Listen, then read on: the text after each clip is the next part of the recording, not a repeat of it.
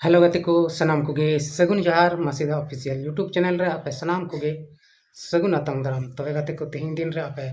मौजार नपाय गे मेना पे जानी इन आसो कना आपे मौजार नपाय गे तहन पे और इन हम मौजार नपाय गे नहीं तबना तबे दिलाबन तेहिं किछु किछु न्यूज बन अंजमा नवा चैनल रे और झारखंड रिया गे विशेष कते दो निया को हली चिल का मौसम को तहन कना चिल का मौसम को मेना ओना को बन अंजमा और हेमंत सोरेन कारे हेनाया नि हफ्ते रे चे चिकायत कना ओना को हबन बड़ाया नवा वीडियो रे तबे दिलाबन बिना विलम कते वीडियो बन स्टार्ट लगे तबे गते को सरीगी तेहिं रिया मौसम अडी जुदा गया नितो मानसून सत्र के चला कना मौसम रे जहान रुकावट दो औरी हजुआ दाग को पूरा मेना गया नितो मौसम विभाग येलो अलर्ट जारी कदा 13 तारीख हाबी पूरा दाग मेना और पूरा हुडूर बिजली हुआ ओनाते सनाम हर बाहर से उडुको बांग जरूर कना और उडुको रहम हय दाग हजु खान दो अपनार जायगा ते बंचाव लगी हजु ओड़ाते चला हुआ और बांखान दो जहाना गे जान माल रिया हो नुकसान हो दाड़िया आदो ओनाते आपे ध्यान पे एमाव ताबना सनाम हर को हुड़ू रोहय खेत करे हो मेना बन खाय हुडूर दाग खाने दो खेत को रकाब तबन पे और तबे गति को तेहिं हेमंत सोरेन उनी दो बड़ाई गया बन आज बाबाय बड़ी कना और उनी बड़ी कते खन दो उनी दो आतु रे मेनाया रामगढ़ रिया नेमरा आतु रे हेनाया और नेमरा आतु रे हेनाया ओंडे नितो ओंडेन को हड़ को अड़ी रस्क हुलस को अटकारेट कना चेदा से उनी दो 12 दिन जब तक भोज बांग हुआ तब तक उनी दो ओंडे गे तहना ओना इयते ओना आसपास रेन हड़ उनी पूरा को ᱧᱟᱯᱟᱢ दाड़ियाय कना और उनी साथे दिनम हिलक को दाणा बणाय कना और उनी दो दिनम हिलक गे आबो हड़ हपना चेलका नियम धर्म को मेना से उनको जहां को बंगा तलाक कना जहां हानापुरी को चलाक कना उनको लगी चेलका दिनम हिलक दतनी को से दका को इदी अकवा ओना को कर्म क्रिया कमी कनाय ओना को रोजिला उनी दो गुरुजी दकाय माय कना दाय माय कना और ओना कोई कमी दा अंते नवा दो अबो विदिन समाज रे से संताल समाज रिया अरिचली लिकाते नोंका गे गोटारेन हड़ को कमी तहना आदो सरीगी उनी ओना कोई लेग बीते कमीयत कना और ओना साथे आतुरेन हड़ को सला दिनम हिले ᱧᱟᱯᱟᱢ कना आदो उनिया मिटन वीडियो क्लिप अडी जोर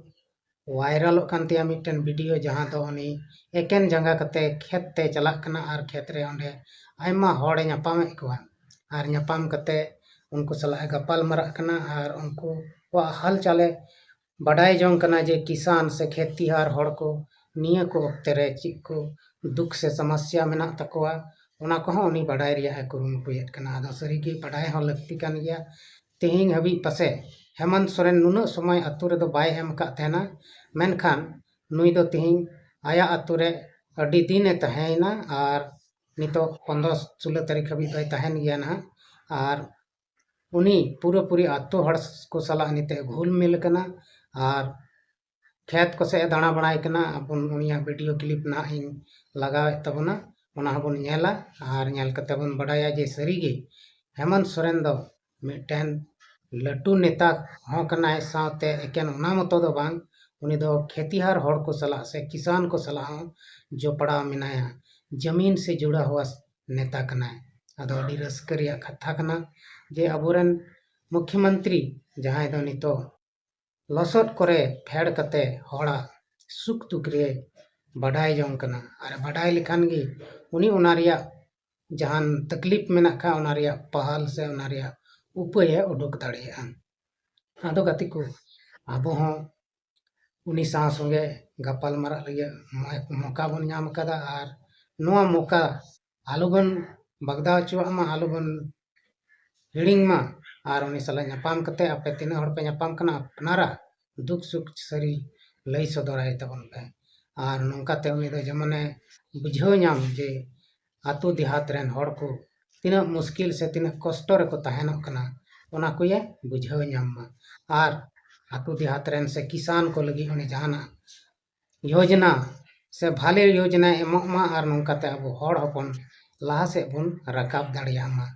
आदो तेहिं उनी नोआ खेत को पिढ़ते दाणा बनाय कना और दाणा कते उनी नेले कना बन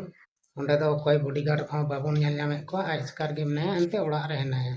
ᱚᱱᱟᱛᱮ ᱡᱟᱦᱟᱱ ᱫᱤक्ᱠᱟᱹᱛ ᱫᱚ ᱵᱟᱭ ᱵᱩᱡᱷᱟᱹᱣ ᱮᱫᱟ।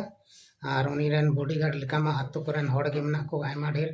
उनको उन्हीं संगे ते मेना कच्ची चीज पता ओना देहात रे चले चोर से गुंडा मवाली हों पहुंचा दो बहुत मुश्किल हो गया अड़ी दिन का प्लान को बनावा तब गेको पहुंचा दाड़े का आदा तेहिंग उनी बुन नेले कना आज स्कार अड़ी मजे दाना बनाए कना और उनिया का वीडियो क्लिप कान ओना देला नितो नोडे बुन नेलतेया तबे माई ओना वीडियो क्लिप इन उदुग बन कना गाते को नोडे बुन नेले कना हेमंत सोरेन मुख्यमंत्री पूरा दल बल के साथ खेत से मोंडाव कना और नोडे दो खेत को लसट ठीक कदा और नोडे पूरा गोगो हड़ को बन नेले को आयमा ढेर नोडे को रहोय कना और उनको हानते को हेमंत सोरेन तको आयमा ढेर हड़ तको कोयो का को पेंढे खन ओड़ा सुर रे नो खेत दो मेना और नोडे दो बन नेले कना पूरा खेत ते हेलावना बैगड़ पेंढे ते और नते खेत को उदु आय कना पसे नुको मेना को आतु रेन आयमा ढेर मानते बनेले नोडे को उदु आय कना जे सीमा को मेना से चिक को उदु आय कना आदो अति दिन बाद ओड़ा आइसन कना नाते पूरा को उदु बड़वाय नते सिबु सोरेन तहन बरको ओड़ाते बाय सेन लेना तबे गाते को उनिया वीडियो क्लिप बुन नेल केतेया आर बुन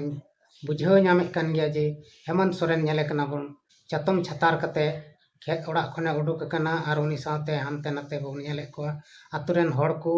अड़ी मौज अड़ी रस्क सला उनी तैनम ते से उनी अगल बगल ते तड़ाम ते को चला कना अड़ी मौज को बुझावेत कना आदो नुआ दो खुशी और रस्क रिया कथा कान गया चिदा से नोंका दाणान दो अड़ी भागी से रस्क कना आतो ओड़ा रे जदी मुख्यमंत्री हजुआ से आया ओड़ा कान गया मेनखान उनका दो पासे पहिल तिसों बाय ताहे कना से तिसों नोंका ड्रेस रे दो बाय दाणा बनाव का होना और नितो बन नेले कना नई तिना रस्क सला दाणा बनाए कना आतु रेन मंजी को प्राणिक को से गाते बोया को सला और अड़ी रस्क रे मेनाया आदो सरीगी गाते को नोंका कमी दरकार कना और कमी हो जरूर गया एनते बांग बाबुन कमी लेखान दो जमाबुन चे आबो बन बड़ाई गया आबो बाबुन चास लेखान दुनिया रेन हड़ से मानवा जेत ची को जमा जहाँ तिना के शहर बाजार रे हड़ को तहनक कान मेनखान उनको हो खेती से जुड़ा हुआ से खेती रे चास बास हुयुक कना तब के उनको टेहो ना हुड़ू चावली सेटेरक कना बखाय दो ची को जम किया ची हम बाको जम किया ओनाते चास सला जुड़ा हुआ नेता दो तहन जरूर कान तकवा और उनका गे तेहिं आबोरेन मुख्यमंत्री श्री हेमंत सोरेन गोंके दो खेत सला जुड़ा हुआ नेता कनाय मेनते बन बड़ाय नामे कना और आज होय आया इच्छा से जे मने रिया कथा ओना कोई सदर केदा तेहिं दो उनी खेत ते आज होय फेड़ना और खेत रिया हाल समाचार बुझाव दाड़िया कना जे चेलका नोआ को मेना मेनते आदा सरीना कथा दो नोआ कना गते को जे अडी रस्क रिया कथा कना हेमंत सोरेन तेहिं आया आतो दिसम रे ताहे कते आतो दिसम रिया खेत बड़गे रिया चासबास करेना बेस बड़ी कथा को लई सदराय कना और नोंकाते उनी दो जे तीना बड़ी जब कना से चेक लेका नुकसान हुयुक कना ओना कोरेना हो बुझ नाम कते उनी दो जमन हड़ कोई गणो दाड़े को उनकाना योजना अगु जे जहाँ टाते हड़ फायदा को अटकार लाभ को नाम और नुकसान बांग हुयुक ओना को जुड़ाव हुआ कथा को लय आय कना आदो अडी मौज हुयुक कना और नोंका गे नुया बुझाव लेखान गे अबो झारखंड दो आर हों उन्नति से लहा से बढ़ा और अब सनाम हड़ अब रेन हड़ को मौज और रस्क सला को तहन तबना आदो गति को निया को दिन रे मौसम रिया हो पूरी नेस दो मौसम भी ठीक ठाक गे मेना चासबास हो भागे ते रहोय लेखाय भागे गे हुयुआ इसलिए कि मानसून दो नितो पूरे चलू गे ना दा दो नितो बांग चबा और दा दो तहन गया आदो नोंका लेकाते अब सनाम हड़ बन बड़ाई गया जे हुड़ू रॉय दिन कना और हुड़ू रॉय दो जरूर गया और जहाँ को बाबन खेती खान उनको तो अंते चिकाय बन बाबन खेती खान मेनखान तेहिं आबोरेन मुख्यमंत्री खेती से जुड़ा हुआ मेनाय तबुना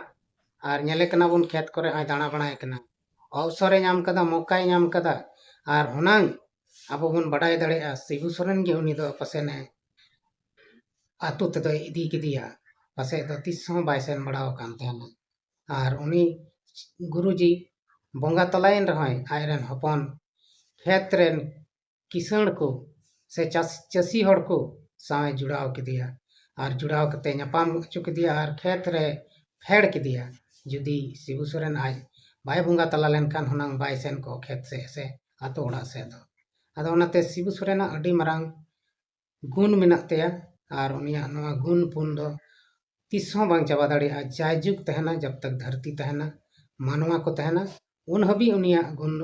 गुण को दो उदु सदर मानवा होते ते आदो तीन बोन नेल किदिया शिबू सोरेन चीज लेकान बोंगा बराबरी हड़ कनाय मेनते आबो बोन बड़ाय दाड़िया कना जे उनी आयरन कोड़ाय इदी सेटर किदी गया आतो ते आदा नुंका गे आबो को उदिस जरूर कना और सनाम हड़ को मी मत कते कमी होय जरूर कना और आबो मी मत कोन तहना तब गे आबो भलाई दो होयवा आबो धर्म कखन ते आलो बोन लड़ाई मा से जहान जाति कखन ते आलो बोन लड़ाई मा आबो तो मानवा कना बोन मानवा लेका बोन तहना मा एक दूसरे बोन गणो गपड़ो जोना मा जाय जाय जहाना धर्म से जहाना जात रेन कान गिए आदो ठीक गया तबे गते को तेहना नोआ वीडियो तो नोड़े गिन मुचाद तबना मा आड़े खान सनाम को गे इन सेन कोन मुचाद जोहार।